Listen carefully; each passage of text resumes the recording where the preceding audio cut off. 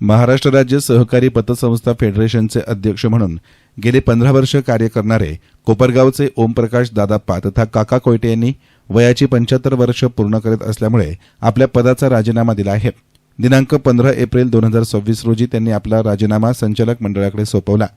राज्यातील सहकारी पतसंस्थांची शिखर संस्था असलेल्या राज्य फेडरेशनच्या अध्यक्षपदाची जबाबदारी अत्यंत व्यापक असून राज्यभर सतत प्रवास करणे आवश्यक असते। मात्र वयाची 75 वर्ष पूर्ण झाल्यानंतर वाढत्या प्रकृतीच्या अडचणींमुळे हा प्रवास करणं अवघड झालंय।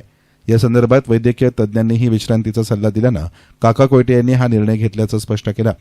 तसेच राज्य फेडरेशनच्या दैनंदिन कामकाजावर परिणाम होऊ नये तसेच संस्थेच्या कार्यात सातत्य राहावं या उद्देशाने त्यांनी स्वेच्छेने पदाचा राजीनामा दिला असल्याचंही नमूद केलं आहे। दरम्यान काही माध्यमांमध्ये त्यांच्या राजीनाम्याबाबत चुकीच्या आणि विपर्यास्त बातम्या प्रसारित होत असल्याचंही निदर्शनास आलंय। माझा राजीनामा हा पूर्णपणे प्रकृतीच्या कारणास्तव असून इतर कोणत्याही वादग्रस्त प्रकरणाशी त्याचा संबंध नाही असंही काका कोयटे यांनी ठामपणे सांगितलंय। यस्तान मीडियासाठी प्रतिनिधी युसुफ रंगरेज, कोपरगाव।